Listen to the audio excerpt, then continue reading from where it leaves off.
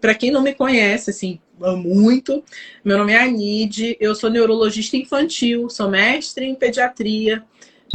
Eu trabalho também em Ipanema e também em Friburgo, né, que é a minha segunda casa, tá? E hoje a Edna está aqui, estou muito, muito feliz. Gente, é tão aguardado conversar com essa moça. Foi um pouquinho difícil, né? Porque eu vou falar, ela rala, trabalha muito, defende muito a especialidade dela. E, sinceramente, eu falo, eu vou até mencionar isso aqui. Quando eu terminei minha residência e estava lá na PAED, eu quero deixar isso até muito claro. A gente sai da residência da neurologia infantil, isso eu tinha plena noção de que a gente sai sabendo um negócio desse tamanho. E a gente, como qualquer coisa, a gente vai construindo. E confesso a você, não foi por falha da educação formal que eu tive enquanto neurologista infantil, mas eu saí crua em termos de entender, né, a importância que certas terapias têm. E eu sempre falo para as pessoas que quando eu comecei a trabalhar na PAI, eu tive a possibilidade que poucos têm de ter contato com vocês. E quando eu tive contato com você, assim, falo com todo o respeito do mundo e ao mesmo tempo um agradecimento fora do normal. Eu não entendi o valor da musicoterapia. Porque eu não fui ensinada naquela época. Mas hoje, graças a você, Edna, eu tenho a honra, o prazer, né, por você, graças a você, de poder passar com segurança a importância do trabalho que vocês fazem. E isso... Muito obrigada por esse depoimento lindo, porque assim, Ranide, é o que a gente mais conversa entre nós terapeutas, né, de cada uma das terapias. Não existe uma que seja a mais importante, a mais essencial para a criança, né? É todo um conjunto, e a gente ter uma equipe médica que entenda isso, que vista essa camisa com a gente, né? E esteja trocando, que liga para a gente e fala, olha, uma criança assim que eu quero encaminhar e tal. É um presente realmente e é uma força que a gente ganha enquanto investimento para essa família, né? Exatamente. E assim, peço a todos, estou vendo aqui que existem outras pessoas que trabalham na área multidisciplinar, Mirelle, Lisiane, quanto tempo, Lisiane? Beijinho. Esse povo que a gente trabalha junto são maravilhosos. Pessoas que de verdade me ensinaram, não é? Eu acho que é isso. E pedir um pouco também de paciência de vocês, porque assim, isso não é... Vocês sabem muito bem, isso não é uma discussão ainda na formação médica. Não é.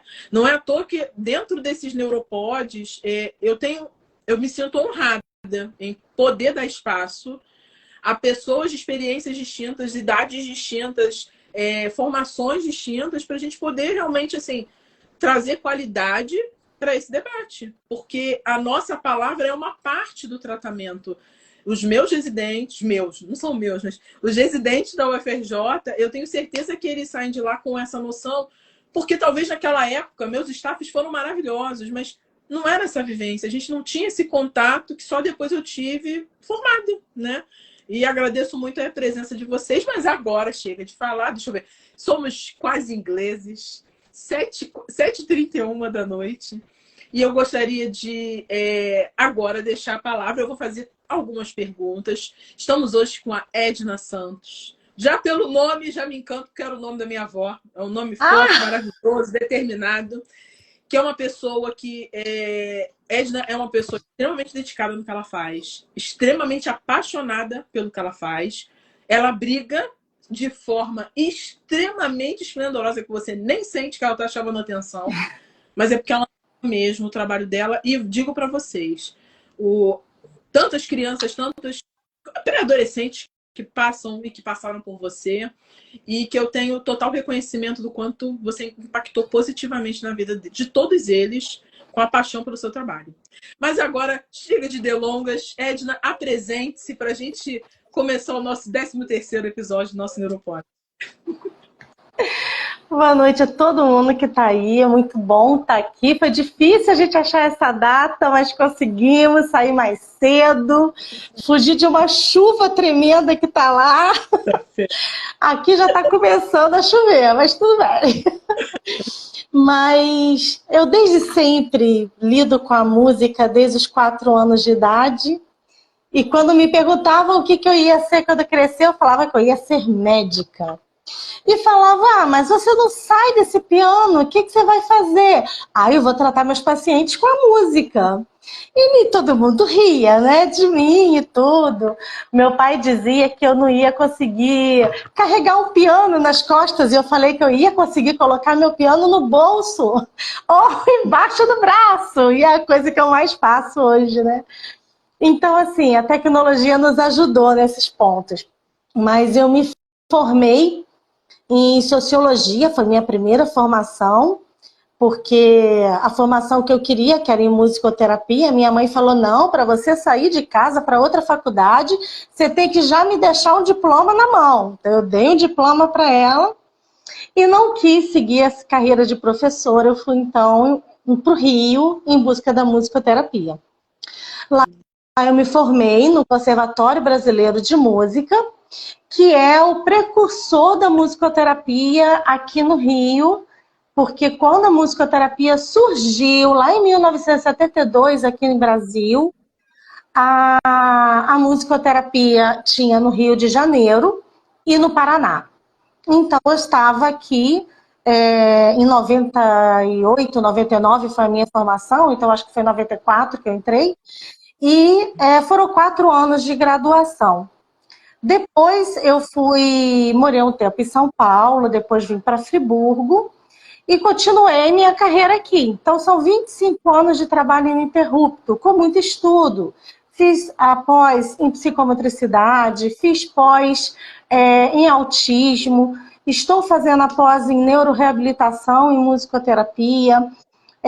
Pretendo começar uma nova formação na própria musicoterapia, que é no método de trabalho, Sim. que é a formação plurimodal. Então, a gente não para de estudar, a gente não para de investir, a gente não para de buscar uma melhor forma de estar apresentando o nosso trabalho e fazendo e realizando o nosso trabalho. Porque se não for para impactar vidas, se não for para fazer mudança na vida das nossas crianças, fica sem sentido a gente trabalhar. Né? Então, a gente tenta sempre, a gente busca sempre, a gente liga para as colegas, a gente conversa com as colegas, a gente pensa numa forma melhor de fazer e junto vem todo esse investimento aí de conhecimento que a gente quer sempre, né? Porque nada mais descomplicado do que você ter que estudar, ter que se aprimorar numa coisa que você não gosta, né? Todo mundo passou por escola, alguns passaram por faculdade, sempre tem um assunto que a gente não tem sei lá, aquele gostar, né? Muita afinidade. Afinidade.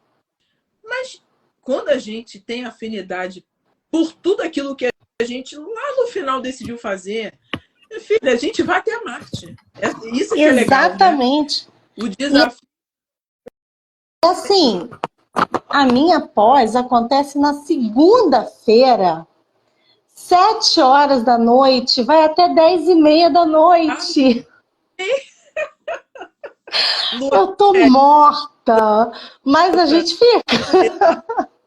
Eu acho legal também falar sobre isso, porque não sei se muitos dos pais, dos responsáveis, que levam os filhos nos terapeutas têm a noção do quão dispendioso isso é e do quanto o sistema não ajuda vocês também a se graduarem cada vez mais, porque isso é uma coisa que eu vou botar os pingos nos is em relação a médicos.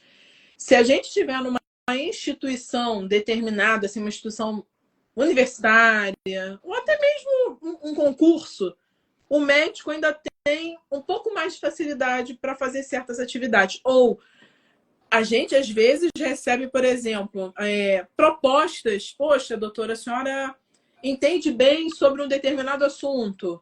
Eu quero te oferecer um curso. E muita coisa, às vezes, é oferecida para gente. Uhum. E vocês tá, isso é uma coisa que também tem que se reconhecer. Que vocês têm uma correnteza muito mais forte contra a educação continuada. Estou mentindo? Exatamente. Não, não tá, não. Porque assim, a gente não pode faltar. As próprias famílias não entendem isso. Se fala assim, olha, hoje a terapeuta não vem porque ela está no congresso. Tem família, Ranide, que não aceita. Reclama, vai para a rede social comentar. Se você foi fazer um curso, a mesma coisa acontece. Ela não vê que aquilo ali é benefício para a sua criança. Ninguém está indo para lá para matar o congresso, ir para algum lugar passear, porque você vai pelo que está exposto ali de temas, entendeu? Então, assim, isso é uma coisa que é difícil. Às vezes é difícil a instituição entender a importância disso quando a gente fala, vamos trazer tal curso para cá, isso é bom para todos, né? Reunir a própria equipe que a gente trabalha e falar assim, vamos todos juntos no congresso. Aí essa semana eu estava até escutando isso, sabe? Falei, yes, legal, vamos sim, porque é uma coisa importante.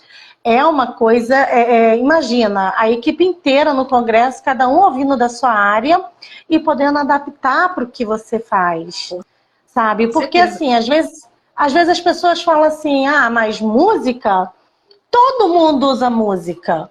Sim, graças a Deus, e que bom que usam música, mas e os objetivos? Exatamente. E as intenções? E as intervenções, será que são as mesmas? Né? O elemento está ali, todo mundo usa um lápis. Com que funcionalidade você usa o lápis? Exatamente. Entendeu? Todo mundo escuta um coração. Então, que ouvido, que olhar você vai ter para aquela escuta? Exatamente. E essa sua fala é muito importante para ter uma primeira... Na verdade, não seria minha primeira pergunta, mas assim, eu vou aproveitar para a gente depois voltar nisso, porque eu acho que isso é uma forma de entender a importância de pessoas tituladas como vocês, né? Porque, assim, eu sempre gosto de perguntar, eu acho que, como todo livro temático extra classe, contando um pouco sobre a história, da onde, afinal de contas, assim, surgiu esse conceito da musicoterapia ser uma ferramenta, um instrumento de suma importância para estimular o desenvolvimento infantil. Quando que surgiu essa noção? Você sabe? Então, a musicoterapia surgiu pela área médica. Foi quando tivemos as guerras. A primeira grande guerra mundial. Eles não sabiam mais o que fazer para burlar a dor, para controlar a dor dos combatentes. E eles começaram a ver que colocando música, aquilo distraía, aquilo funcionava. Mas não passou muito daí, não. Quando foi depois, veio a Segunda Grande Guerra, e aí os traumas foram realmente devastadores. E aí eles começaram a ver que a música tinha mais função do que apenas distrair essa dor, que tinha auxílio nas reabilitações. Então, os primeiros musicoterapeutas registrados enquanto ciência eram médicos com formação musical, porque isso fazia parte da nossa educação de vida, né, a música. Então, eles tinham competência, sim, de entender aquela música que eles estavam fazendo. Só que começou-se, então, peraí, que isso aqui tem mais coisa por aqui. Começamos a investigação do que vem a ser a musicoterapia hoje. Então, a musicoterapia, muitas pessoas ficam assim, mas então ela é uma ciência. Não, ela não é uma ciência. Música é uma arte. Música é um conceito. Sim, vai passar por todas essas etapas, mas música é ciência, música é física, música é biologia.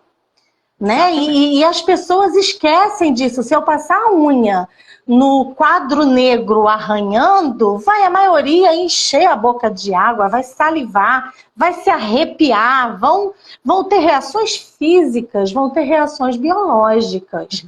Então as investigações começaram por aí sobre essa resposta que o nosso corpo dá, que o nosso psique dá a esse som escutado. E aí, para musicoterapia, a primeira coisa que a gente tem que falar, gente, é que não existe aí som e ruído. Tudo isso é elemento musical que vai ser usado para nós, tá? Porque o som, ele pode ser reproduzido, o som, ele existe uma nota específica para ser dada para ele, o ruído não. O ruído é o barulho, é o arrastar de cadeira no chão, é o copo que quebra lá na cozinha, entendeu? Mas nós temos os sons que já são puros, já são que devem fazer uma quebra cíclica correta para atingir de forma correta o teu corpo que está ali ou o espaço, né? Um som pode, vindo. ele pode trazer um efeito positivo e iatrogênico. E Exatamente. isso é saber que, assim, se eu faço esse trabalho com uma pessoa que não seja capacitada, eu posso causar, de uma certa forma, uma iatrogenia. Iatrogenia, gente, é, no popular, fazer mal. Ou não é fazer mal direto. Eu quero passar a fazer isso que é bom, mas acaba fazendo mal. Entendeu? Então, a intenção por exemplo, pode ser boa, mas pode fazer mal. Exatamente. Vou dar um exemplo aqui que aconteceu em casa, né? Sim. A minha sogra amava música clássica. Sempre amou. E o neto dela morava com ela. E ela colocou, então, o menino de manhã, da janela, respirando ar puro 10 vezes lá, escutando a música clássica. E eu chego em casa e encontro aquela cena. Aí eu falei assim, mas por que disso? Porque faz bem, minha filha, faz bem. Ele está inspirando o ar puro da manhã, ouvindo uma música boa, uma música bem ordenada, uma música que tem boas vibrações para ela tão espirituais quanto a música também atinge esse nível, mas também a nível organizacional, ou seja, uma música bem executada, ela vai dar frequências boas, né, de altura mesmo, física, Sim. tá? Frequência física. Eu falei assim, mas ele gosta? Aí ele olha para trás, não! Eu falei, então você está fazendo mal. Não está sendo benéfico, para ele está sendo uma tortura ficar ali de manhã. Coloque uma música que ele goste, que ele acha bonito, que vai ter esse efeito. Tudo bem, não precisa ser o pancadão, mas você pode falar, não precisa ser o rock pesado. Mas você fala, meu filho, escolhe uma música que seja agradável a você, para que você possa realmente se beneficiar dela. Porque antes, Janide, tinha essa história de que música clássica era a música perfeita, era a música absoluta, era ela que fazia bem, né? E hoje nós sabemos que é a música que melhor te agrada. Porque a música clássica que eu gosto não vai ser a que você vai gostar. Claro que não. Assim como o pagode que eu gosto, você pode não suportar. Então, isso é bem interessante, essa coisa do respeito. Agora, eu vou até antecipar para aproveitar o ensejo. E nas crianças que, assim, elas não conseguem se comunicar para informar isso, você faz uma observação ativa através desses estímulos para saber, acho que esse tal ritmo não foi legal, é assim? Sim, para a gente trabalhar com a musicoterapia, existe todo um processo.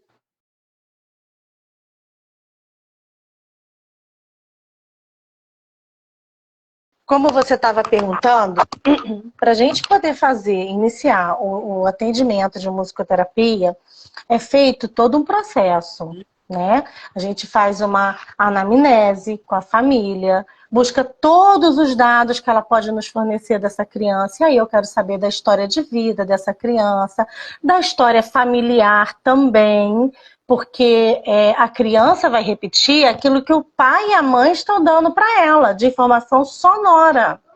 Então, se eu quero fazer uma intervenção sonora numa criança, eu preciso saber o que está sendo passado para ela. Então, eu preciso dessa informação que os pais me tragam.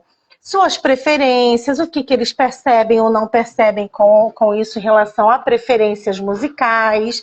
Tem família bem antenada que logo diz um monte de coisa que a criança gosta, sabe o que faz, sabe o que não gosta. Tem pessoas que, assim, não tem muita intervenção musical porque elas mesmas nunca tiveram isso na vida delas.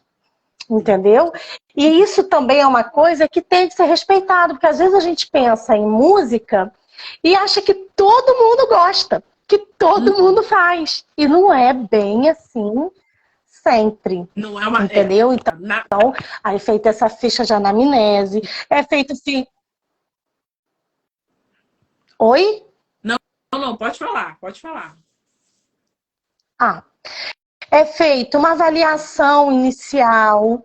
Então, quando a criança está comigo, assim, no primeiro mês, eu observo muito essa criança, eu observo dentro das tabelas que eu tenho, da INTEP, da DEMUCA, da Lídia Rego, tabelas que a gente pode estar avaliando a criança para ver o que a gente vai iniciar, trabalhar, né? Graças a Deus eu tenho um privilégio na vida que é de trabalhar sempre numa equipe multidisciplinar. Então, e bem integrada. Então, geralmente eu uso mais determinadas partes das tabelas que eu tenho. Então, eu vou para musicalidade, para comunicação receptiva, para comunicação expressiva, né? Para esse emocional. Então, assim, vou mais para essa área sem olhar tanto para as outras, porque com as outras eu já estou com as minhas parceiras de trabalho que vão me trocando ali as figurinhas já para a gente poder estar desenvolvendo o trabalho. Então a gente faz essa observação em loco da criança, a descrição desse perfil, o que a gente avalia, o plano de intervenção. Então, assim, é todo um protocolo para seguir, Ranide. E, no caso, assim, eu até ia te perguntar com relação a isso, assim. O trabalho da musicoterapia, eu entendo que é um trabalho muito amplo, né? Mas de uma forma geral, né? Explicando, acho que é importante a gente ter a fala para o leigo, para os pais, né? Para aqueles que só querem, talvez estejam aqui. Cara, eu acho que eu gostaria de fazer musicoterapia. Qual é a função, quais as aplicações de um musicoterapeuta assim, na sua rotina? O que eu quero dizer, o que o musicoterapeuta, com o que ele pode trabalhar? Se são só certos diagnósticos, porque a gente está vivendo um momento de generalização. Só pode ser adequadamente tratado do transtorno, entendeu? Quais as aplicações de um musicoterapeuta, assim, na sua rotina? Primeiro, com quais diagnósticos o musicoterapeuta ele pode trabalhar? Existe limitação para isso? Perfeito, agora eu entendi. Não, olha só, a musicoterapia, a gente pode trabalhar desde a gestação até o envelhecer, passando por todas as patologias. Claro que como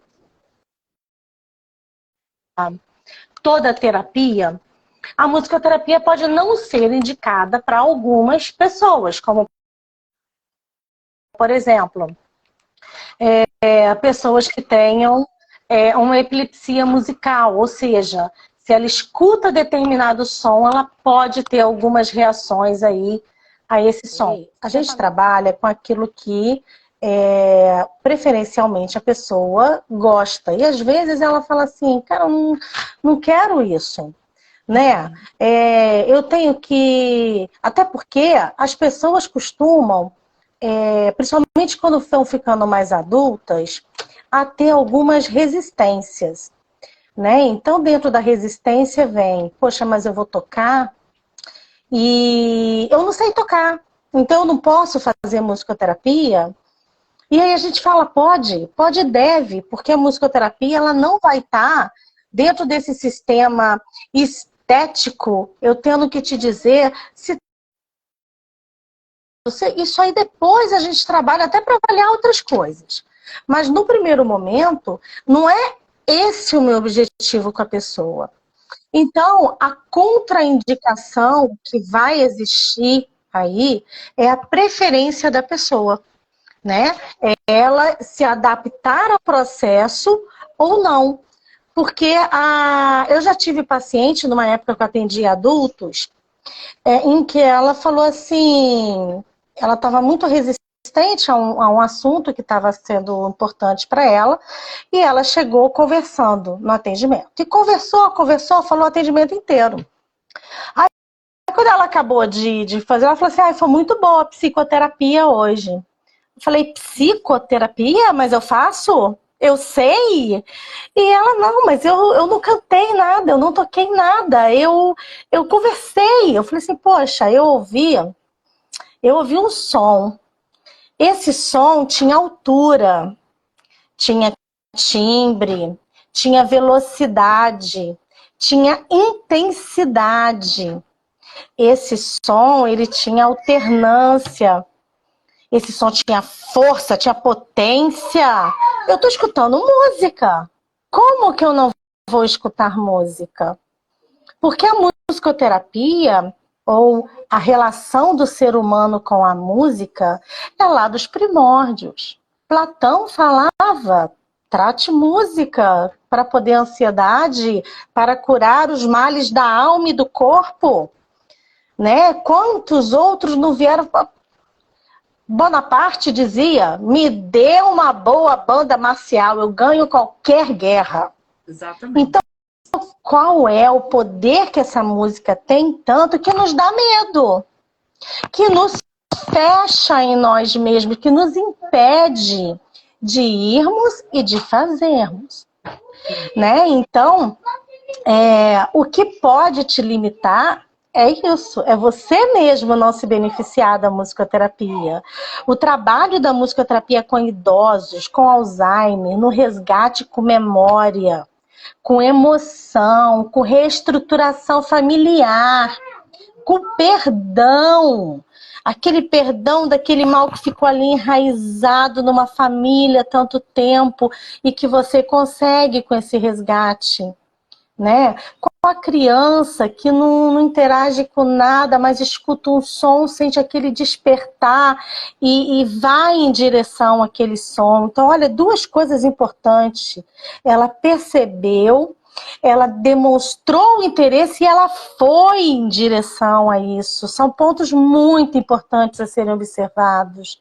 Né? Aquele adolescente que fala que odeia tudo quanto é música, odeia não sei o quê, mas foi criado com a avó e odeia tudo quanto é repertório que existe brasileiro, mas na hora que vai cantar, canta o Roberto Carlos, que escuta a vovó cantando.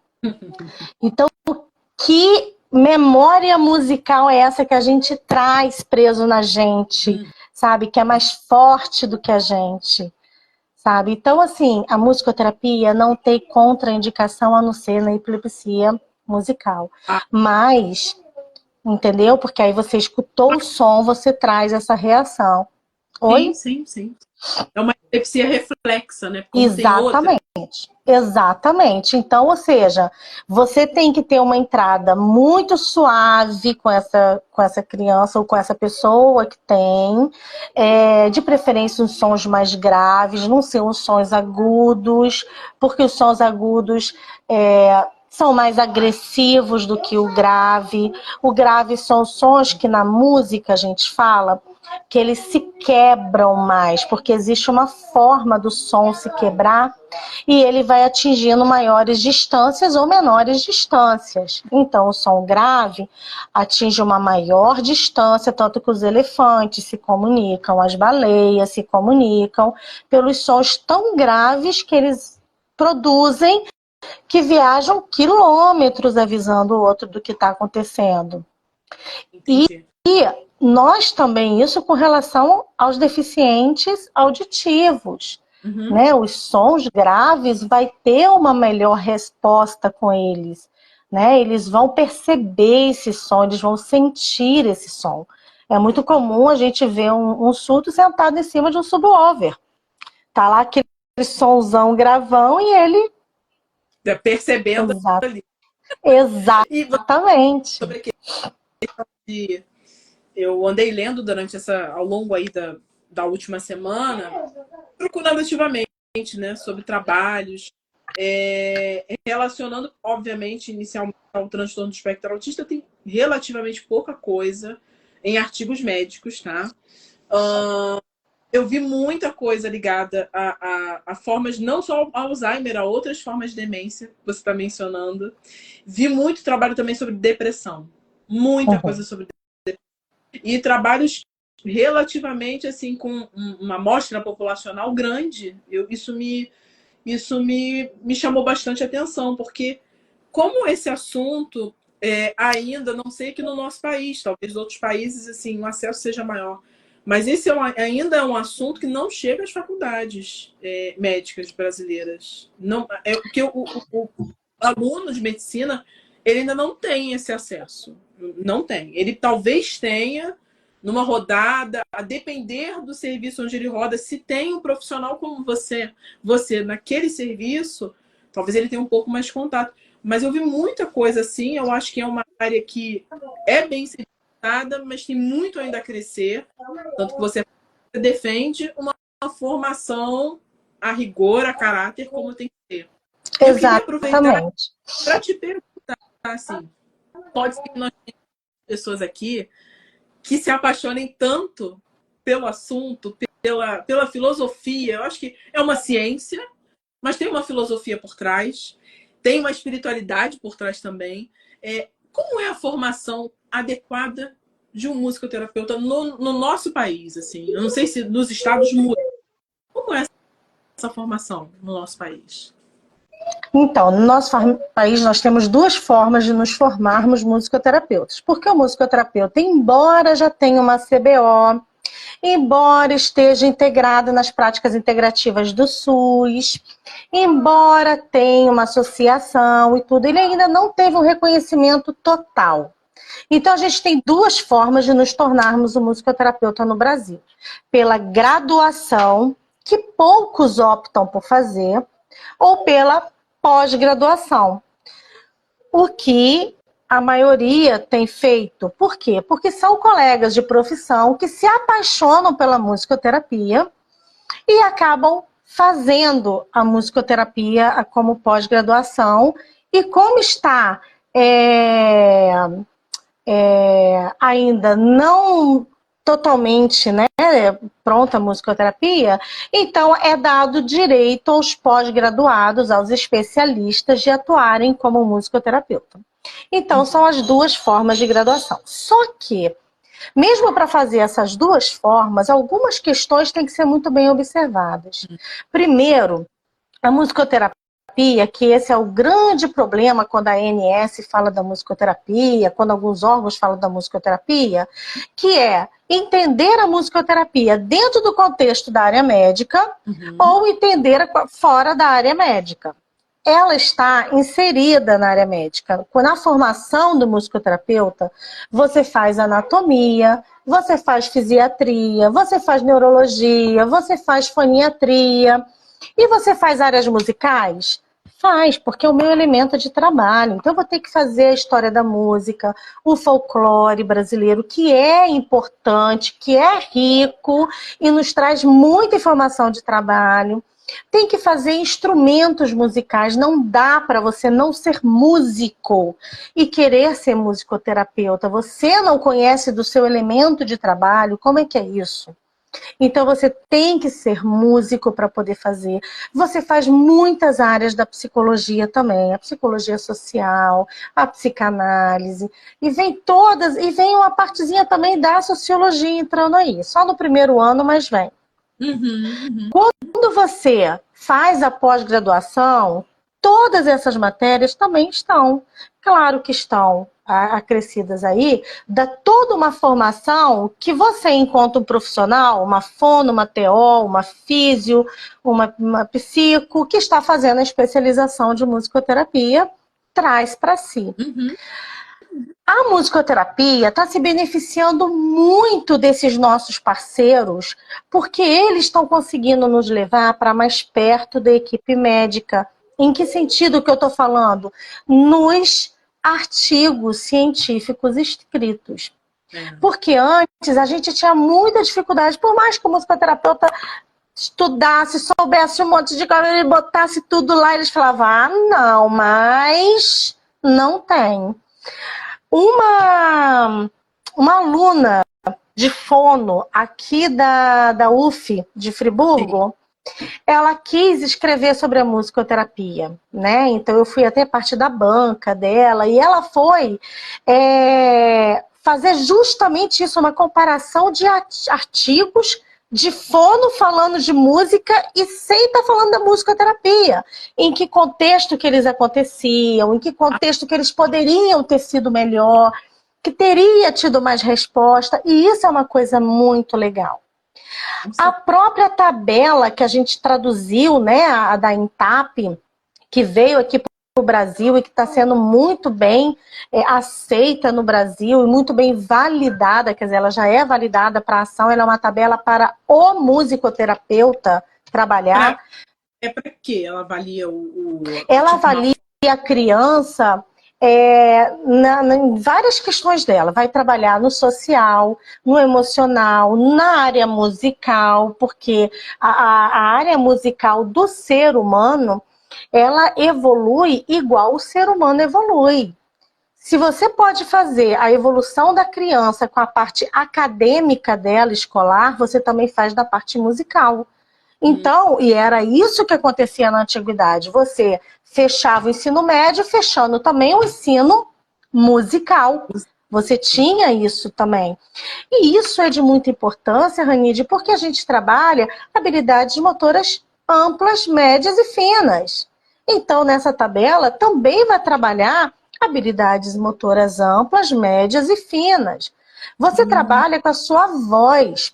Você trabalha com a voz, e o músico, ele é muito chato quando fala de som, quando fala de voz, porque existe a forma da gente mexer. Ah, eu não sou fono, eu não vou intervir na orofacial da criança com os estímulos que a fono vai fazer para isso, mas eu tenho que incentivar uma boa abertura de boca, uma boa movimentação, um trabalho de língua, de bater no palato, de saber o som que vai produzir, entendeu? Então, isso, a gente é muito chato. A postura da criança no instrumento musical, eu não vou poder trabalhar com uma criança que não esteja posicionada com o pé no chão. Se ela não estiver com o pé no chão, eu vou botar alguma coisa embaixo do pé dela para que tenha o suporte, senão eu não estou deixando essa criança numa linha média correta, posicionada, organizada para poder fazer o estímulo dela. Então é melhor ela ficar em pé. Então fique em pé, porque ela vai estar posicionada. Entendeu? Ou seja, então, eu acho isso aí legal demais, porque assim, vai numa coisa que eu ia te perguntar e ia te botar numa, como diz, numa rabuda, numa situação complicada. Que é muito olha, papai do céu me perdoe por esse comentário peçonhento, mas eu farei. É muito mais do que, às vezes, algumas pessoas, eu não estou apontando dedos, não estou apontando lugares, de pegar um violão e cantar. Sabe por quê, Edna? Tem muita gente assim, não, mas ele faz musicoterapia. E tadinho dos pais. Eles acham realmente, por falta de conhecimento, às vezes por falta de outras referências, de que aquilo ali é musicoterapia. Aí você pergunta, mas como funciona? Ah, doutora, eu às vezes eu até posso ficar numa roda com outras crianças cantando. Poxa, ele gosta. Ok, é o que você falou. Tem que ver se aquela música agrada, se é o momento, se é uma boa oportunidade, mas não é musicoterapia. E muito isso. A musicoterapia, ela tem várias abordagens, sabe, Ranide? Às vezes as pessoas falam bem assim, musicoterapia é musicoterapia. Não, não é. Nós temos a musicoterapia receptiva. Então, se eu tô tocando para você e tô cantando para você, é uma forma de ser a musicoterapia receptiva. Sou eu que estou desejando para você. Às vezes, até é da sua preferência. Eu tomei esse cuidado e tal, e é da sua preferência. Essa musicoterapia é ruim? Não. Mas há momentos, por exemplo, se eu pego um paciente muito acamado, um paciente muito limitado, uma criança que tenha tido um AVC, né? Porque antes você falar de uma criança com AVC era um absurdo. Hoje em dia a gente encontra com mais frequência aí, fruto de uma série de outras complicações aí, não é isso que eu quero pontuar. Mas se você pega uma criança que teve um acidente, teve uma paralisia severa, tá lá. Então a musicoterapia receptiva será de suma importância, justamente pela fisiologia do som, pela ação que vai produzir esse som quando entra por um lado desse paciente, a forma como vai chegar do outro lado. Será que vai conseguir um PC esticar um pouquinho a mão, movimentar, buscar, percutir, né? Vão ser várias as questões que vão entrar aí. Os modelos de musicoterapia que a gente tem, né? Nós temos o DIM, que é o modelo Boni de música, que são imagens guiadas através da música. Nós tivemos, por tanto tempo, Rolando Benezon aí falando de todo o trabalho não verbal, trazendo a musicoterapia, hoje virou um método próprio dele, mas nós temos vários modelos da musicoterapia. Né? Tem o Nordorf Robbins de improvisação musical, de improvisação criativa com a criança que acontece. Tem o modelo de música analítica. Agora, antes eram só 5 modelos de musicoterapia. Agora acho que são os 17 modelos, entendeu? Tem a plurimodal de Shapira. Isso não invalida. Tem a focal obstétrica. A de musicoterapia neurológica. Sim. Essa é um sonho de consumo. Ainda está longe, porque é muito dispendiosa, longe, mas ainda vou fazer. Tem vários tipos de musicoterapia. Justamente porque, quando eu falei com você, do método que você se identifica. Quando você vai para a psicologia, você não tem... psicanálise, você tem behaviorismo, você tem humanista, você tem... Enfim, e você vai para o que melhor te adaptar a você. Então, na musicoterapia, nós também temos a musicoterapia, como eu trabalho, que é a musicoterapia ativa. Eu acredito no fazer musical constante. Então, eu pego essa música receptiva e transformo em ativa. Ou seja... Em que momento? Isso não é um... Eu estou entendendo muito bem o que você está me descrevendo. Então, não é uma generalização, certo? Não é isso aí. É isso que é a grande... Por quê? Você pegar o violão e tocar, você pode fazer num luau. Isso. Você pode fazer na igreja, você pode fazer numa roda de amigos. Em que momento que esse sentar e puramente tocar vai se transformar terapêutico? Exatamente. É o cuidar. Então, assim, os pais têm que... olhou, o que isso significa? Tirar dúvida com um profissional, que eu acho que isso é sempre o melhor caminho. Sim. Não é também o neurologista infantil, que o psiquiatra infantil vai saber, porque, gente, a maioria das vezes não vai saber. Não. Isso é ponto. E assim, entendeu? Perguntar mesmo, qual o seu objetivo com isso? Por que você está cantando? Porque às vezes, Ranide, a gente vai brincar, a gente vai fazer... Até porque, assim, o brincar, para mim, Edna, tem que ser constante com a criança. Eu tô com o meu público é infantil. Eu vou pelo brincante...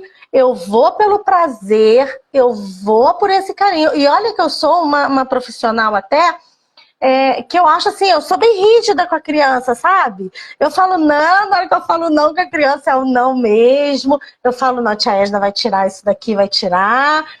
Mas, e assim, mas elas gostam de mim, elas são os docinhos. Me adoram. Porque a gente brinca.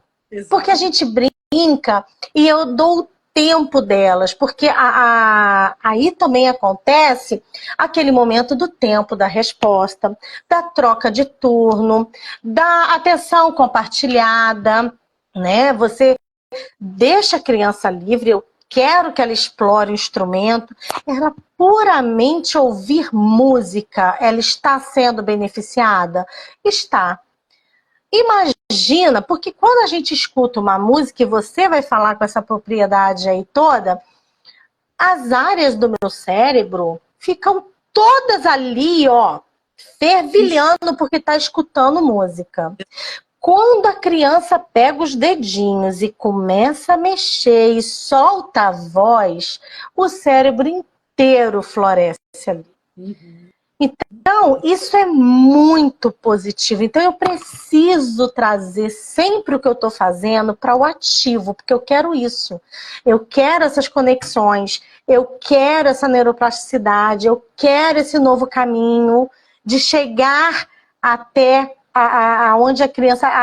o caminho estava parado ali, a música vai achar um outro caminho por ali. Né? A área da fala, a área motora estão bem próximos, então a gente trabalha sempre coordenando som com movimento. Sim, sim. Uma coisa que eu vi muito é o que acende mais é a área límbica, que é a área das emoções, é a área mais difícil, mais complexa que a gente tem no nosso cérebro, e assim, poucas coisas, nenhuma, aliás, pouquíssimas medicações conseguem de alguma forma acessar essa área. E a música é uma das poucas coisas que tem pleno sucesso em acessar. E trazendo essa conexão com essa área que é nova, a gente chama de neocórtex, né? Novidade. Né? Você cria associações extremamente positivas e longevas. É aquela coisa de isso é bom. Como você falou sobre Alzheimer, você comentei sobre a questão da depressão. É porque a terapia tem essa capacidade de acessar um negócio que está lá no meio do nosso cérebro, escondido por outras muitas camadas. Ou seja, ele é profundo, mas a música chega lá. E a música ajuda muito nesse desenvolvimento. Eu procurei, confesso a você, assim, foram 3 dias de procura entre os momentos que eu tive a oportunidade e li ao longo da semana. Não vejo muitos trabalhos com relação a isso, porque eu acho que é até difícil, Edna, sentar e ter a população que vai ser avaliada ter acesso a essa oportunidade e ser devidamente, adequadamente estudada. Eu acho que hoje em dia é mais falta de oportunidade metodológica de seguir isso, porque os benefícios já são muito bem embasados. Isso eu percebi. Os benefícios e um pouco cultural, né, Anide? Porque, assim, o brasileiro não escreve. Sabe? Eu tenho registro dos meus pacientes. Eu tenho coisa de quando eu comecei a trabalhar, entendeu? Que dá para fazer as evoluções. Agora, fazendo a pós-graduação em neuroreabilitação, uma das matérias pediu para poder fazer um estudo de caso hipotético com aquilo, blá, blá, blá, e aí eu fiz. Aí as professoras me ligaram, por que você não escreve? Você sabe fazer um estudo de caso. A gente não tem na literatura os estudos de caso descritos. Exato. E eu falei, eu vou fazer. O tempo, Rani, e o tempo, porque o que acontece? A nossa estrutura brasileira de trabalho é uma estrutura, como você colocou lá no início, que não nos deixa muito tempo. E a gente está correndo para poder organizar isso de tempo e produção fora o trabalho, né? Produção aí escrita, propriamente dita. Então, o que acontece? Muitos brasileiros escreveram e assim, hoje a gente está tendo um aumento muito grande desses brasileiros escrevendo. Alguns porque eles estão fora do Brasil. Então, a gente tem pessoas importantíssimas no Brasil que dão aula na Universidade da Dinamarca, na Universidade Portuguesa, na Universidade de não sei mais aonde, e no Paraná. Então, eles ficam nessa ponte aérea e ficam produzindo. A musicoterapia, quando começou no Paraná e começou aqui no Rio, como eu falei. E foi muito bem desenvolvida sempre dentro da UFRJ. Depois de um tempo, ela saiu da UFRJ. Isso para nós foi uma perda muito grande. E saiu por uma questão da musicoterapia, que estava ainda se entendendo como identidade e pediu para sair da UFRJ. Foi para dentro do CBM, do Conservatório Brasileiro de Música. Já tem, acho que 2 anos, que nós retornamos para a UFRJ. Né? Então, hoje nós estamos de volta na UFRJ. Nesse período que nós saímos, o que aconteceu? Outros estados brasileiros conseguiram ganhar muito em estrutura da musicoterapia e em investimento em pesquisa da musicoterapia. Então, isso aconteceu em Minas, isso aconteceu em Goiás, isso aconteceu no Nordeste. Atualmente, o Nordeste está com público gigante. Gigante, tá um público muito bom de pesquisa em musicoterapia. Muitas formações da musicoterapia neurológica por lá, muitas em Goiás, no Rio também temos, mas é um número menor. Eu acho, de pessoas que eu conheço da musicoterapia, tá? Então, e aí a gente tá agora buscando cada vez mais esses artigos de uma forma mais científica, mais comprovadas, até porque com as tabelas chegando, a gente tem como quantificar, porque antes era muito isso, eu falava assim, mas não tem como quantificar. E aí a Nídia Rego foi lá e fez uma tabela áudio-músico-verbal para você poder encaixar a sua criança em que idade que legal. a sua expressão está ali, entendeu? Então a gente... Psicopedagoga ou não? Não. Ela é musicoterapeuta. Ah, tá. Ela é musicoterapeuta. Depois eu te passo direitinho a coisa dela. É porque é Nídia, não sei o que lá do Rego. Mas tem uma... Não, eu não sabia dessa escala. Que legal agora ter essa habilidade de nós temos a Demuca, que é uma escala para crianças autistas. Né? E é uma escala simples. Essa escala pode ser usada tanto por musicoterapeutas quanto por professores de música. Né? Porque muitos também trabalham, porque há uma embolação aí, às vezes, com os pais e até com a equipe médica também, quando você fala da musicalização com a musicoterapia. Qual é a diferença de uma musicalização? Houve um termo que foi muito usado há pouco tempo atrás, que é a musicalização terapêutica. Porque o que acontece? Algumas coisas... elas não são terapeutas, mas funcionam terapeuticamente. Ou seja, eu vou fazer uma academia que não tem nada a ver com terapia, mas aquilo para mim me funciona terapeuticamente. Eu vou fazer música que não é terapia, música não é terapia, mas ela funciona como uma terapia para mim. Tocar piano para mim fica terapêutico naquele momento, eu cantar o grupo que eu tô, né? Então, também a musicalização infantil. A musicalização infantil é uma coisa muito importante. Eu já encaminhei vários pacientes meus para a musicalização infantil. Independe do meu trabalho. Um é um, o outro é outro. O que a musicalização infantil quer? A musicalização infantil tem uma coisa muito bonita, que é passar pelo corpo da criança toda forma de som, de ritmo, para que ela depois escolha um instrumento que ela vai. Então não é aquela coisa que o papai e a mamãe falam, eu quero que meu filho toque violão, né? Não, não é isso. A criança vai aprender sobre o ritmo, sobre o som, vai aprender as células rítmicas, vai aprender os tempos fortes e fracos, aonde eles se encontram na música, fazendo tudo no corpinho, tá, Ranide? Com o pezinho, com mãozinha, com baqueta, onde vai estar trabalhando a apreensão das mãozinhas. vai trabalhar a flauta doce, que é o primeiro instrumento que dá para a mãozinha de 5 anos estar colocando e estar trabalhando. E aí a emissão sonora, porque vai ter o lugar certo da língua ficar, vai ter a força da bochechinha, tá tudo preparando para essa criança.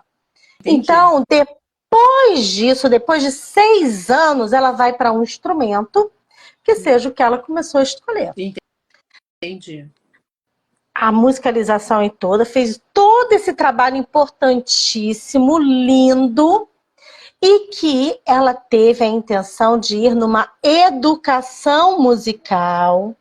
Ela teve a intenção de ensinar a música para essa criança, porque quando eu coloco a partitura ali, já botando os símbolos, já botando a estrutura ali, vou falar nomes aqui que ninguém vai entender, né? De colcheia, de semínima, difusa. Ela vai olhar e vai falar assim, isso aqui conta até 3, isso aqui conta até 2, isso aqui conta meio.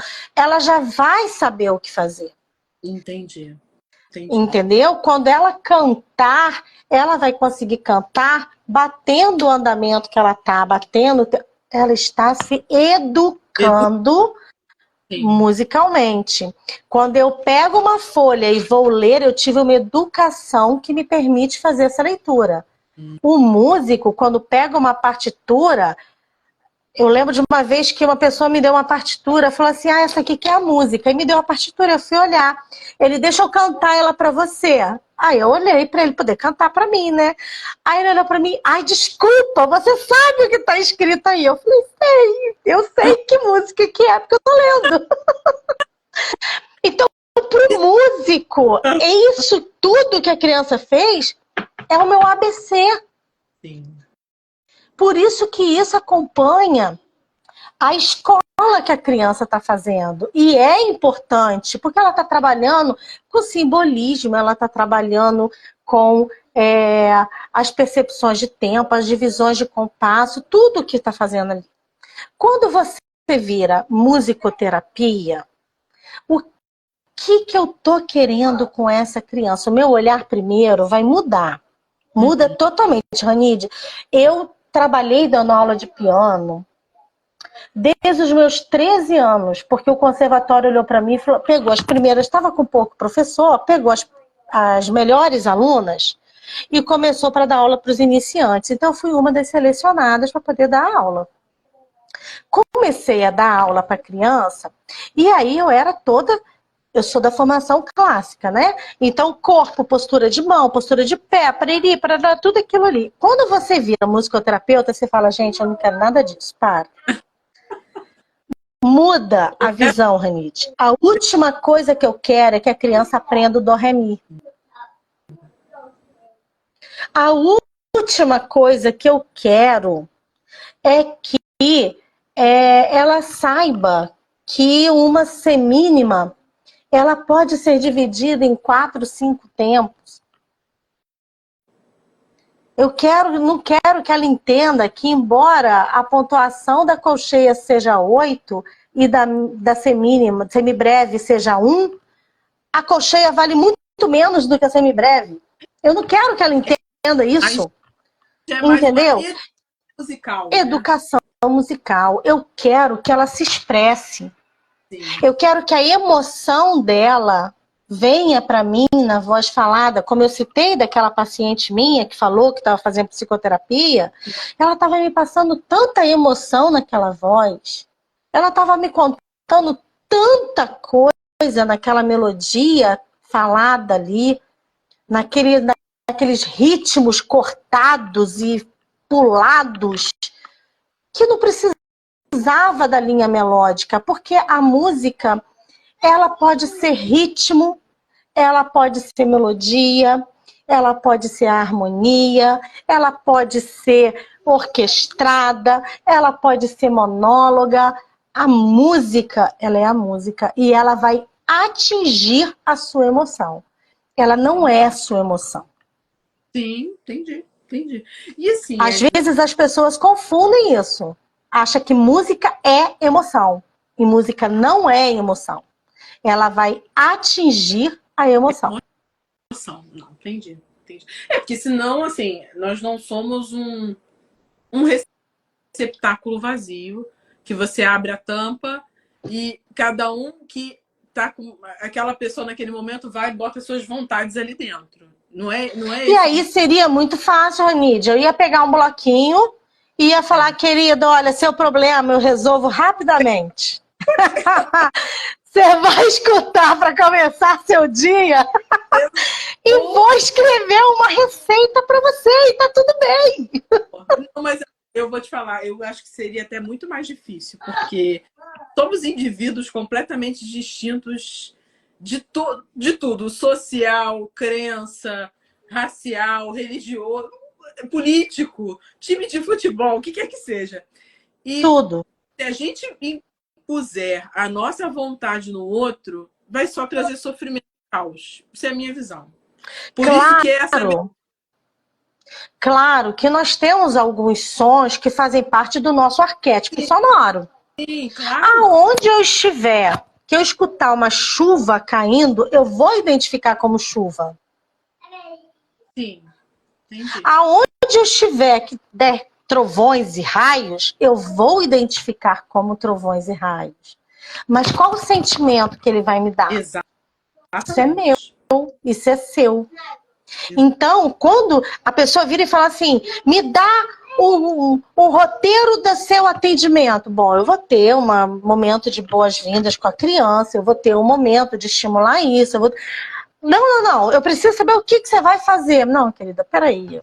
Minha criança é única. Eu não sei se ela chegou ali, se ela dormiu bem, Ranite.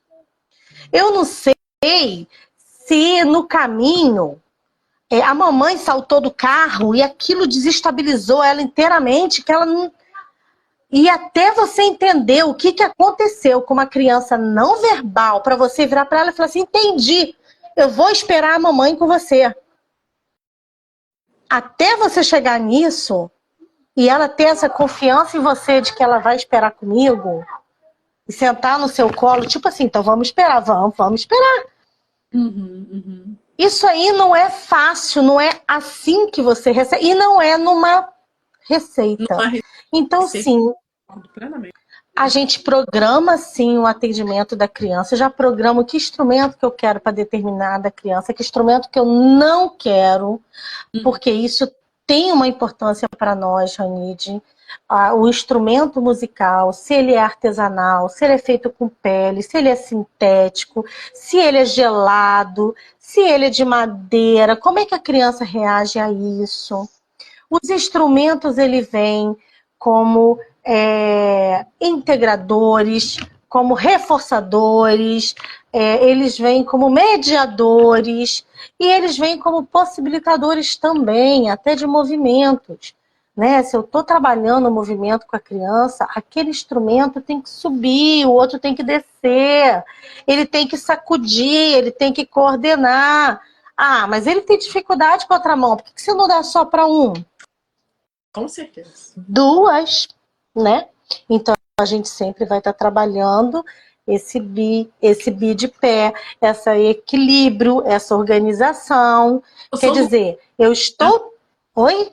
No próprio corpo, que muitas as crianças não... Sim. A gente usa uma palavra difícil, propriocepção, né? Exatamente. E aí, para isso... E aí a gente às vezes coloca a criança numa instabilidade também para poder fazer isso, para ela poder ter que se organizar mais aqui, né? Para ela perceber que o movimento não é tão reto, ele pode ser arredondado, ele pode ser de outras formas. Ele pode bater no teclado tanto que quiser, porque o volume só vai dar o que a tia Edna botou ali para dar. Eu não vou aumentar ali, aí ele vai descobrir que ele pode dar baixo e pode dar alto. O meu teclado ele não é sensitivo. Então, porque tem teclado que se você bate forte faz som. Bom, sim. Mas se eu coloco um piano dentro do consultório, o prédio inteiro não trabalha mais. Porque aí dá... Que foi assim, eu não sei se... Eu não entrei no mérito, mas rolou isso. E a profissional, isso aqui no Rio, a profissional me ligou rindo. Anide, eu preciso, pelo amor de Deus, de um outro espaço para fazer atendimento. Troquei, foi tudo na pressa, tadinha, pelo que eu entendi. Foi tudo na pressa, foi tudo sem muita programação. E ela falou justamente isso. Não, porque eu fui trabalhar com piano. Na primeira semana já estavam reclamando, já falei, ai meu Deus do céu. Mas ela, no final das contas, ela conseguiu um espaço melhor adaptado para o trabalho dela. Ela conseguiu, acho que, se reestruturar. Mas eu tô rindo por conta disso. Você parece que você tá lendo minha cabeça, porque eu nem. Pois é, mas isso é um problema que o musicoterapeuta passa e que a gente tem que ir se organizando. Porque o que acontece? Eu sou contra uma sala acústica, porque eu me isolo.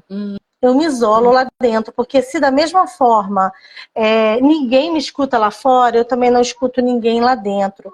E aí fica num ambiente fechado. Muitas crianças, por exemplo, os autistas, não vão se adaptar num ambiente totalmente fechado assim, porque o acústico, quando você está no isolamento acústico, você parece que você está falando no microfone o tempo todo, né? Fica uma reverberação. E você precisa do ar-condicionado ligado. Nós temos pacientes que têm vários problemas respiratórios, tem que trocar filtro, uma série de coisas que vão piorando aí. E se acontece alguma situação durante o atendimento, você não tem como estar chamando o teu colega, que isso às vezes acontece, você precisar de um suporte, a criança está com instrumento, às vezes ela bate com força no instrumento, ela vai sentir uma dor da própria pressão que o instrumento deu, ou se caiu, escorregou, não sei, alguma coisa pode acontecer, entendeu? E aí você não tem nem como chamar o próprio pai e a mãe para poder entrar. Então, isso é muito ruim.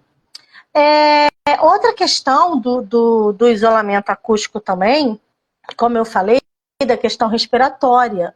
Então, as crianças, tem várias que têm pneumonias repetitivas, ou tá sempre com o narizinho escorrendo, tá sempre com essa... E você vai estar botando no ambiente, de novo, propício. Então, a gente precisa achar sempre um equilíbrio para o trabalho aí, né? Diminuir um pouquinho o som. Eu trabalhei numa clínica, assim que eu cheguei em Friburgo, eu trabalhei no centro ali do Paissandu. Uma clínica muito gostosa, pessoas muito amadas para mim, que foram o Javier e a Olga. E aí, a minha sala ficava no terceiro andar. E eu tinha um paciente, um síndrome de Down, adolescente, e ele, assim, ele soltava a voz. Opa, eu caí aqui. Ele soltava a voz, gente. E soltava bonito, tá? Bonito.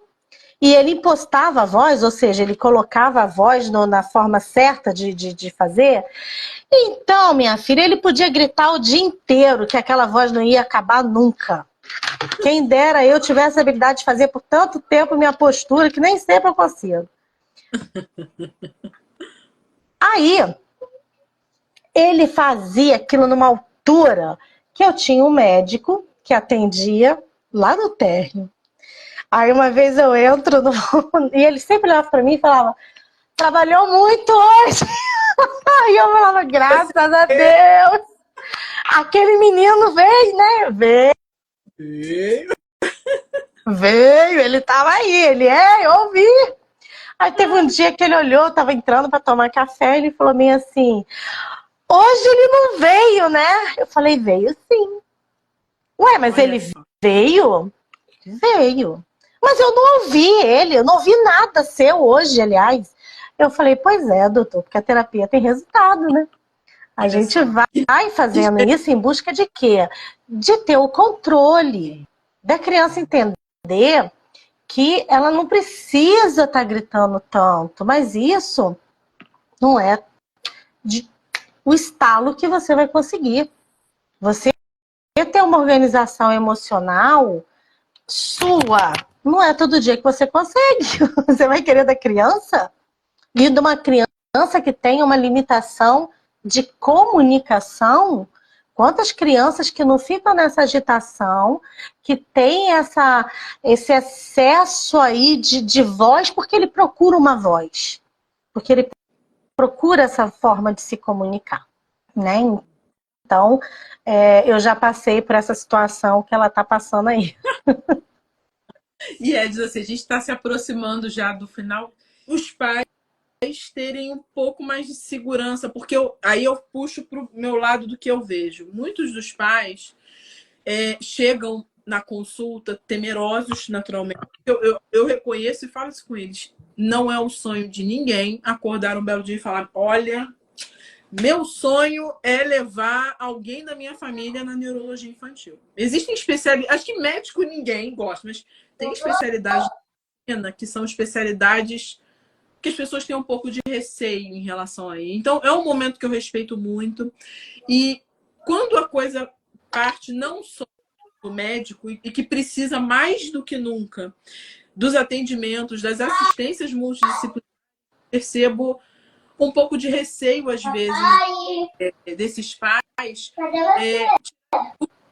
Poxa, doutora, mas eu posso tirar dúvida? Poxa, doutora, eu posso pedir uma sugestão? Eu não falo isso para muitos dos que estão aqui, porque eu sei que dão orientações. Mas eu queria que você desse umas dicas para os pais, assim, de crianças, adolescentes que já estão na musicoterapia ou que querem. Existe alguma forma de poder, inicialmente, assim, dar continuidade do trabalho óbvio, está na musicoterapia, mas dar continuidade em casa para os que já estão fazendo? E como que os pais podem ter o feeling dos que não estão fazendo, de que talvez assim possam falar comigo: poxa, doutora, eu acho que talvez a musicoterapia pode ajudar o meu filho ou a minha filha. Você pode dar desses dois tipos de dicas para mim? Para a gente, na verdade? Sim. Então, como eu te falei, quando a gente fala com os pais, com o imenso trabalho com as crianças, a gente precisa da informação desses pais. Porque eles vão dar pra gente o que eles têm. Então, a gente precisa da música, Ranid. Sabe por quê? As pessoas agora estão individualistas, até no que ouvem. Claro que a gente tem umas pessoas que gostam muito de compartilhar os sons com a gente, né? Colocam os carros nos últimos volumes, não respeitam o horário e tal. E nem sempre são de boa qualidade o som, assim. Mas você, enquanto família, que tipo de música caracteriza a sua família? Em que horário vocês têm música? Né? A minha família tem uma música muito característica dela, que quando meu avô queria chamar todo mundo para poder almoçar e ninguém vinha, ele começava a cantar essa música. E enquanto a última pessoa não chegava, ele não parava de cantar a música. Então todos da minha família sabem cantar essa música. Mas independente de fazer uma brincadeira assim, qual é o momento que toca música na sua casa? É quando você põe o celular? Quando você está no carro? É quando você vai arrumar a casa, como muita gente faz, coloca música para arrumar a casa, que ajuda, né? Porque a música que você põe para arrumar a casa é uma música que a gente chama de música de trabalho. Pode ver que são músicas sempre que te induzem a um movimento, igual a música de supermercado, igual a música de Natal, de loja, né? Porque não é de... Você vê que canta Anoiteceu, uma música de a neve que cai de tudo e tá tudo rápido lá, porque ele quer que você compre. Então, o que você põe na sua casa? Construir um momento do brincar em família que envolva música. As crianças não sabem mais as nossas cantigas, não sabem mais o nosso folclore. Os próprios pais falam, sabe o quê? Eles gostam da música da Galinha Pintadinha, gostam da música do Cocoricó. Não é a música do folclore. Porque a Galinha Pintadinha canta a música do folclore. Depois elas fizeram músicas da galinha, mas a princípio é música do folclore. O que é o brincar que a música traz? O que é você criar uma música para o seu filho? Né? Tem alguns pais que chegam para mim e falam assim: você cantava para o seu bebê dormir? Cantava que música? Eu que fiz para o meu bebê. Eu falava: nossa, que coisa importante, que coisa linda. Sabe? Porque criou. Uma das técnicas da musicoterapia é a recriação. É você pegar uma música do jeito que é e você modificar. É você estar sentada na mesa ali com a sua família e você começar a falar assim, vamos pensar numa música com a palavra barata. Quem é que conhece? Com a casa. E aí cada um tem que falar a música com aquela letra para poder forçar uma variedade de músicas. E uma variedade de qualidade. Porque em nome de falar casa, um vai dizer, era uma casa muito engraçada, não tinha... Ah, legal, achou. Outra música com casa. Casa, casa. Uma casa de papel. Eu fui morar numa casinha. Dependendo da criança, você deixa ser casinha, né? Ah, legal. Aí o outro já tá lá no quinto, sexto falando casa, já não sabe mais o que falar de casa. Aí lembro de uma música da igreja que fala: ontem deixou sua casa e foi pelo mundo. Você tá dando, olha, outro conceito, outra melodia, outra época, outra história, porque nós não somos feitos apenas de um único ritmo. Nós não somos feitos apenas de um único estilo musical. Por mais que a criança cante o folclore, e eu exploro muito o folclore, tá, Ranide? Por quê? Porque a música do folclore, ela foi feita pensando nas crianças. Sabe, os intervalos das notas dela são os intervalos que acompanham a nossa aquisição sonora de voz. Os ritmos que são feitos com a criança são ritmos que as crianças vão conseguindo reproduzir. Então, quando a criança chega a cantar, ela canta ciranda, cirandinha, vamos todos cirandar. É uma notinha do ladinho da outra. Aí depois ela já tá maiorzinha, ela começa a cantar no estilo uma barcarola, uma coisa assim, que já põe um intervalo maior, que faz bam, balalão, senhor, para tá trabalhando essa emissão sonora, né? Então, as músicas infantis são ricas. Sempre falo para os pais, cuidado com a velocidade que você está cantando para o seu filho. Seu filho ainda não entende nessa velocidade toda. Crianças que têm o diagnóstico, por exemplo, de uma apraxia de fala, não adiantar você cantar rápido para ele. Ele tem que ter tempo de escutar aquele som, de ver sua movimentação de boca, né? Às vezes a gente tem a fono aí acompanhando que já dá os movimentos todos para a gente poder acompanhar essa criança fazendo com a música. Você tem a questão da respiração. A criança vai dar conta de cantar? Eu não entendo. Tem gente que põe gravação de música de criança com seu Lobato tinha um sítio, oi. Eu falo, gente, cadê a respiração? A criança está histérica e depois quer que a criança não seja hiperativa, não quer que a criança fale devagar. Como? E o o YouTube tem uma função que você pode desacelerar a música. Então você está com um artista que a criança gosta e você pode colocar para a velocidade ser um pouquinho menor, né? Então, por mais que eu cante com a criança de tudo, teve uma criança essa semana que eu estava cantando só para contrariar, porque ela gosta. Ela gosta de pagode, ela gosta. A mãe já até fez peça de pagode. Eu estava cantando só para contrariar com ele, amarradão, porque ele conhecia a música. Entendi. Mas eu cantava devagar. Eu cantava dando tempo dele, respeitando o tempo da criança. Porque a maioria desses vídeos infantis, é isso que você falou mesmo, acelera o ritmo, o tempo da música. Isso é interessante. Porque a pessoa acha que porque tá rápido, tá feliz. Quantas músicas tristes a gente não tem escondida atrás de um ritmo alegre? Você quer ver uma que a gente canta muito? Eu pensei que todo dia fosse dia de Papai Noel. Ou então felicidade, eu pensei que fosse uma brincadeira de papel. Gente, ele tá falando de coisa que ele não ganha, de coisa que ele não tem. A pessoa que fez essa música, depois que ela escreveu essa música, ela se suicidou. Essa música não é uma música alegre, mas a gente canta como sendo alegre. A música do Legião. Ela pulou da janela do quinto andar. Chove agora. Todo mundo canta amarradão. É uma música de suicídio.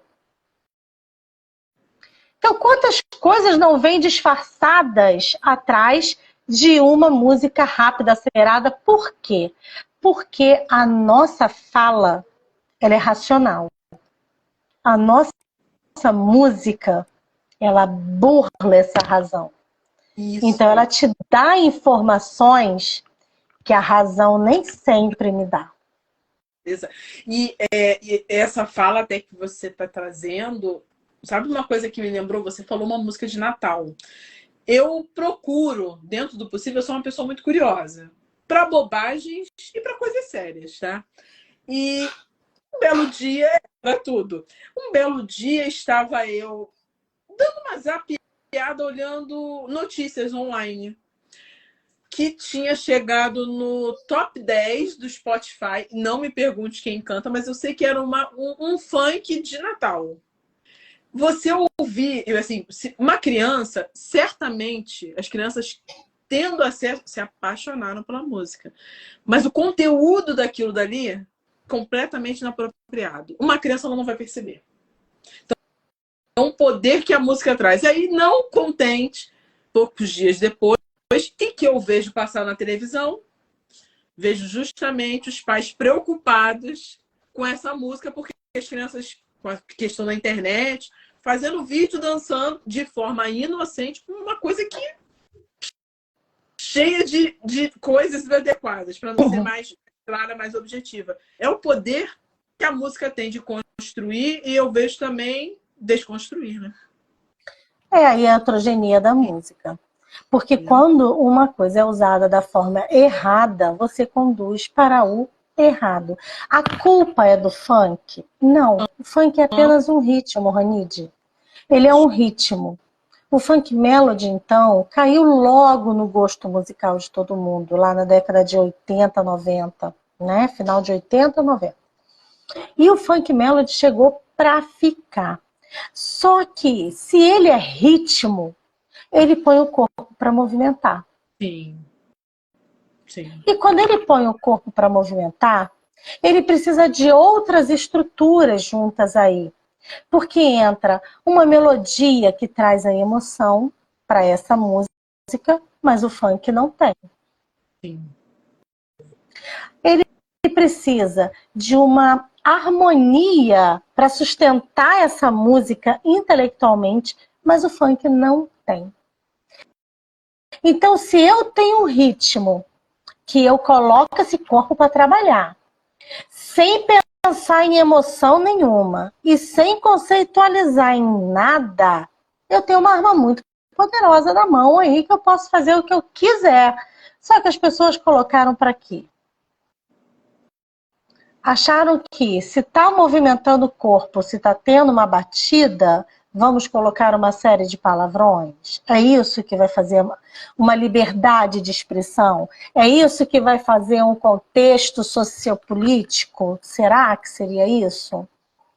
Entendeu? Então, de repente, você acha outras músicas que são apenas a batida, a mesma batida que eu estou criticando aqui, falando dessa música descontextualizada. E traz uma história de vida, de uma situação narrada com perfeição, que está trazendo todas as favelas do Rio de Janeiro, que é uma aula de geografia perfeita. Sim. É o que você faz com a música. É. Você leva para onde você quiser. Então, o funk, ele não é o culpado, mas o que fizeram com ele, sim. Não, e não, entendeu? Não só, sim. Eu tenho meu gosto musical particular. Eu acho até dentro da minha adolescência, nos momentos de descontração, de curtir, o funk fez muito parte. Muita Mas eu parte. Da música de uma forma geral. Olha, eu tenho minhas particularidades de gosto musical. Mas uma coisa também que eu acho assim, gente, desculpa, eu não tô brigando com ninguém que tá aqui, não, pelo amor de Deus. Eu não sou contra ritmo musical nenhum. Mas eu tô sentindo as músicas muito padrões. Outro também é sertanejo. Me parece que eu estou ouvindo as mesmas pessoas cantando. Homens. O que acontece é porque a música sertaneja ela já foi descaracterizada. Por isso que ela está sendo chamada de sertanejo universitário, sertanejo, porque a música sertaneja, como ela diz na nossa formação musical, Ranide, ela tem 5 tipos, 5 escalas, acho que são 5 escalas sertanejas, eu não lembro, tá? É muito tempo que eu estudei. 5 escalas relativas aos 7 modos gregos, o dórico, jônico, eônico, tudo. Por quê? Porque o nosso Nordeste foi colonizado por jesuítas. Então eles levaram para o Nordeste a música grega.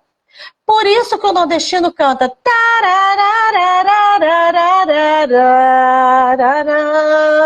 que é um modo grego. Não é um modo normal da nossa escala, entendeu? Então, quando Milionários é Rico, quando Chitão e Chororó começaram, quando era Chavantinho, não sei o que lá mais, que eu não lembro dos nomes todos, isso era música sertaneja. Isso era música de raiz, que tinha uma estrutura que você escutava e você falava, isso, fizemos a última viagem. Eram músicas narrativas de histórias, elas tinham um contexto todo estruturado para ser minha maloca querida, nossa vida. Existia uma razão para aquilo ali estar estruturadinho daquele jeito. E aí foi sofrendo modificação, chegou no gênero sertanejo como nós conhecemos, que se popularizou muito com Leandro e Leonardo, com o próprio Chitão e Chororó, que pegaram a segunda parte do sertanejo aí, que falavam do amor. Né? Depois falou-se da sofrência.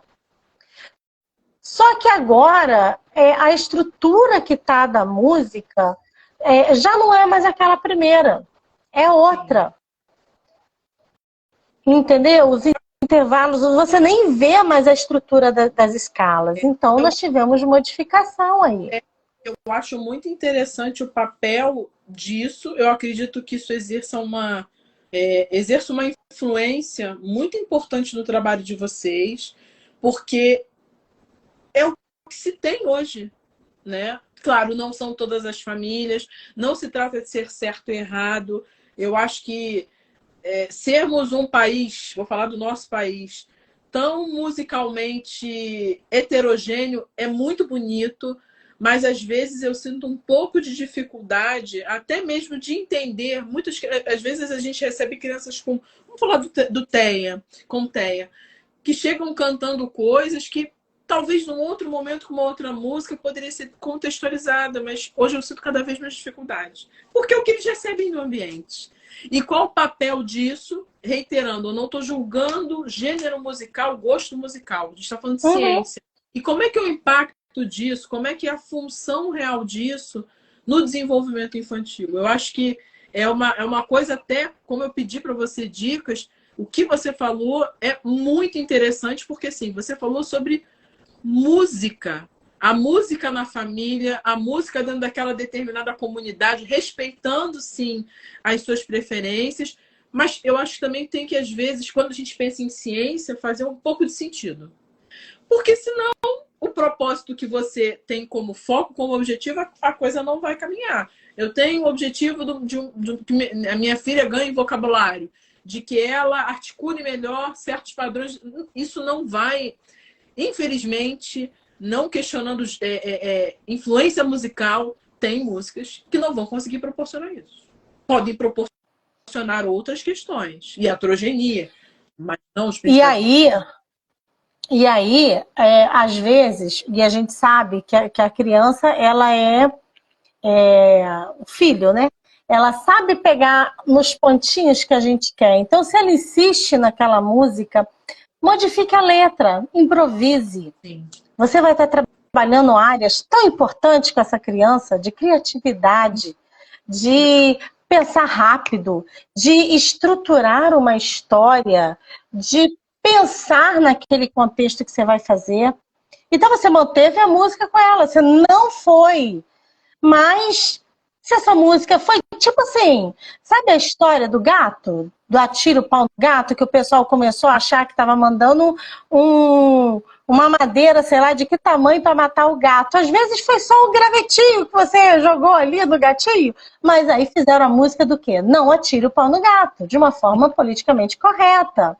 Né? Da Dona Aranha que sobe na parede, nunca está contente. Só que não, sobe a Dona Aranha porque ela está sempre contente, porque faz parte da Dona Aranha subir e descer. Então a gente modifica algumas coisas até para as coisas que a gente acredita. Exato. E aí eu falei desses momentos de brincar com a família, né, da música e tudo. Às vezes o tempo que a mãe e o pai têm para isso é na hora de levar os filhos para a escola, dentro do carro. Brinque. Tire do celular por algum tempo. O que eu mais falo com as mães é assim, como eu te falei, eu trabalho com a musicoterapia ativa. Então, tudo meu, eu quero transformar para esse ativo. Então, se a criança tem o desenho ou a música que ela gosta de acompanhar, e que através dessa visualização ali na tela, ela começa um processo imitativo, de fazer movimentos, de tentar cantar legal. Vai se colocando na frente da TV, fazendo os movimentos com seu filho. Vai colocando só o som e vê se ele desperta para olhar para você, para poder fazer os gestos que você está fazendo com ele, para que você possa dar ampliação de movimentos para ele, ampliação de novos gestos, de ter você como foco dele, não apenas a tela, entendeu? Então, assim, tudo eu tento transformar do passivo para esse ativo, para poder trazer criatividade, trazer espontaneidade e trazer voz. Trazer voz, que eu digo, é dele me contar o desejo dele, não necessariamente falando. Tá? A linguagem acontece também no não verbal. A criança consegue passar muitas mensagens pra gente. Com certeza. Como a gente fala, ter intenção comunicativa. Exatamente. Não é só falar. Falar é um processo que todos nós esperamos, porque o ser humano sempre baseia no outro naquilo que você é capaz de fazer, né? Então você quer que a criança fale, que ela anda, que ela tenha as mesmas habilidades que você. Mas isso não impede dele conseguir te passar as informações que ele quer. Né? Tem crianças que a expressão conta tanto e o movimento mostra... Você entende o que está falando com você. Você fala claramente, olha, e eu falo isso para as mães, não, ele me pediu que não queria mais tocar isso, que queria aquilo dali, porque é isso que acontece realmente, né? E a mãe fala, é verdade, ele realmente mostra quando não quer, ou quando quer, né? Então, transformar isso no ativo, tirar outras coisas de que sejam o foco da criança, colocar a si mesmo. Em relação ao TEA, é o que a gente busca tanto, a relação, a inter-relação, esse olhar direcionado, esse processo imitativo que faz parte do aprendizado do ser humano desde sempre, né? O ser humano aprende por imitação, se desenvolve nessa imitação, tem ganhos surpreendentes, independente do ganho do ganho escolar, que também é de suma importância. Mas ele também tem ganho. E eu gosto sempre de colocar isso, porque às vezes as mães chegam para mim e falam bem assim, então você tocar um instrumento e tal vai ajudar o meu filho a escrever melhor. Eu falei, vai ajudar a ter maior habilidade na escola, vai, a entender melhor a lógica matemática, vai, a organizar a sequência de frase, vai. Eu falei, mas vai te ajudar também, seu filho, a escovar o dente. Vai ajudar o seu filho a abotoar a sua blusa, a subir o zíper e descer da sua calça, a ter as habilidades de amarrar o sapato, de pentear o cabelinho, de atividades que são para o dia a dia dele. Vai ajudar lá na comidinha que ele vai comer com o garfo, com a faca, com o prato, com a postura. Entendeu? A gente pensa muito nas habilidades acadêmicas e também temos que pensar nas habilidades do dia a dia. né? Então, tudo que a criança faz vai ser para o desenvolvimento dela. Perfeito, perfeito. Edna, assim, chegamos ao fim. Te agradeço Ai, eu imensamente. falo muito, né, Rani? Desculpa. Muito assim, eu acho que sempre a gente precisa falar, que venham a gente ter outras oportunidades, porque é isso, Edna. Eu acho que tudo que é novo, que não é novo, a gente entende, mas é novo para muita gente, para muito profissional de saúde. E a gente pode revisitar esses assuntos, trazer cada vez mais novidades. Esse também é o objetivo. A gente tem que entender que saúde não é só olhar para o passado, é olhar para o presente e discutirmos também quais são os passos futuros a serem tomados. Para o futuro. Próximas, mais conversas, materiais também. Quero te convidar para a gente fazer algum material para botar tanto no seu Instagram quanto no meu, e não sei se é possível. E eu queria saber de você, não com o intuito do pai e a mãe, dos cuidadores usarem essa escala, mas é possível você disponibilizar essa escala que é utilizada hoje só a título de curiosidade? Porque para alguns profissionais eu peço, poxa, me dá me dá um faz-me rir aí, me dá uma ajudinha para o materialzinho que eu deixo num drive, porque eu acho legal o pai e a mãe terem isso na mão, porque muitos não vão estar com a Edna, vão estar com outro profissional, não entrando no médico que é e o outro é ruim, mas todo mundo merece um instrumento. Da mesma forma, você fala, ó, vê isso com a doutora Nid, vê se a doutora Nid está fazendo isso. Isso é troca, e essa troca só tem um objetivo: ajudar a quem está sendo estimulado. Esse é o nosso objetivo, é o meu objetivo das lives, como eu te falei, e é o objetivo que essa troca... Eu vou te deixar a tabela áudio-músico-verbal, que é bem legal, bem interessante, para poder ver em que idade que a criança está, na emissão vocal dela, na emissão musical dela,